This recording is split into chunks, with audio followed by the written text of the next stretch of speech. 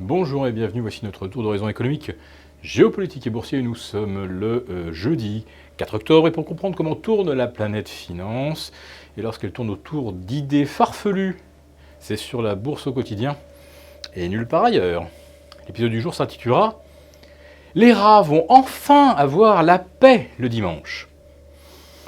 Avant d'évoquer les projets d'Anne Hidalgo, qui ne concernent pas tous nos auditeurs, puisque tout le monde n'habite pas en région parisienne, je vais commencer quand même par l'essentiel de l'actualité, et notamment la brusque tension des taux longs aux États-Unis, avec un 10 ans qui vient de pulvériser la résistance des 3,12 qui datait de mi-mai dernier.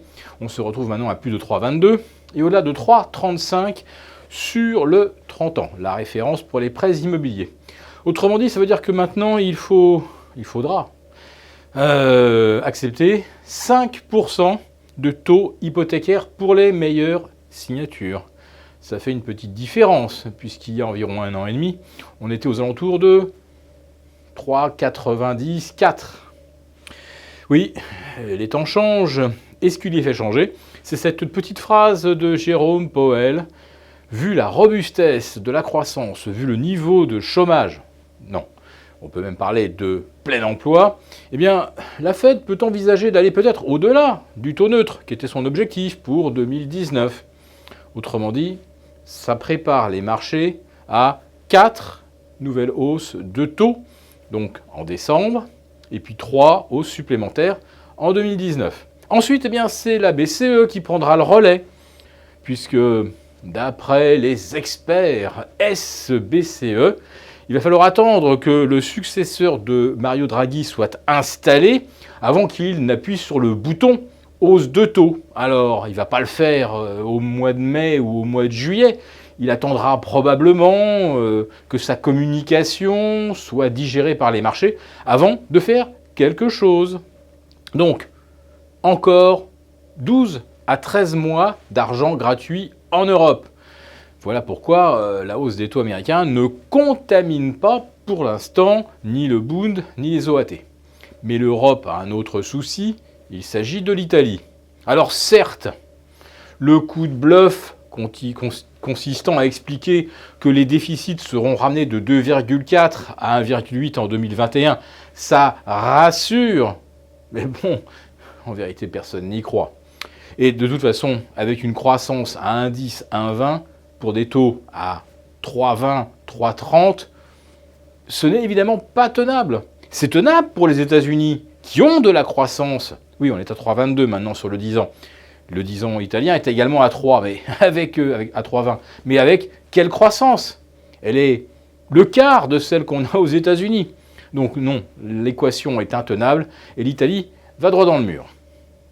Maintenant, pour illustrer le titre, les rats vont avoir enfin la paix le dimanche. Et oui, après la fantastique expérience d'un Paris sans voiture mi-septembre, c'était un magnifique week-end, et j'y étais.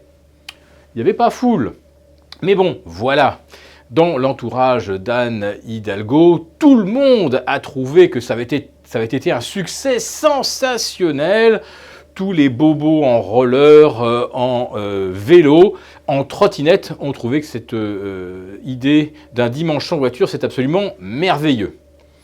Sauf qu'il n'y avait déjà pas la foule sous le soleil d'été. Imaginez ce que ça donnera un joli dimanche de novembre sous un crachin tenace et frigorifiant. Oui, Anne Hidalgo avait décidé de vider Paris des voitures. Et elle utilise en fait la technique de la grenouille. Vous la mettez dans une casserole d'eau froide, vous mettez le feu et la grenouille ne se rend pas compte qu'on la cuit à petit feu et lorsque d'un seul coup elle voudrait essayer de s'échapper, c'est trop tard. Eh bien, pour les Parisiens, le dimanche sera sans voiture. Excellente nouvelle pour ceux qui pourront traverser la rue sans regarder à droite ou à gauche. En ce qui concerne l'argument de la pollution, il est complètement tombé dès le fameux dimanche de mi-septembre, puisqu'il y avait tellement d'embouteillages en périphérie de Paris. En fait, avec les vents, les gaz de pollution étaient à peu près au même niveau qu'un jour de semaine. Mais surtout, Ça va être super de pouvoir circuler dans Paris sans tous ces gueux venant de banlieue, et dont je fais partie. Alors, il y a des banlieues où il n'y a carrément pas de transport en commun pour aller à Paris le dimanche. Et puis, il y a des banlieues comme la mienne où le dimanche, eh bien, il y a un train sur deux, c'est-à-dire à peu près toutes les 40 ou toutes les 50 minutes. Et tout ça pour se retrouver le week-end à nouveau compressé dans les transports en commun après une dure semaine de labeur. Oui, retourner à Paris en RER, en train ou en métro, je ne suis pas sûr que cela tente grand monde. Alors c'est une excellente nouvelle évidemment pour les restaurateurs. Ils vont pouvoir permettre à leurs équipes de se reposer le dimanche car il n'y aura certainement pas assez de monde désormais dans Paris pour justifier d'ouvrir le dimanche. Excellente nouvelle en revanche pour les touristes et pour les rats qui envahissent Paris. Enfin, ils auront la paix tous les dimanches.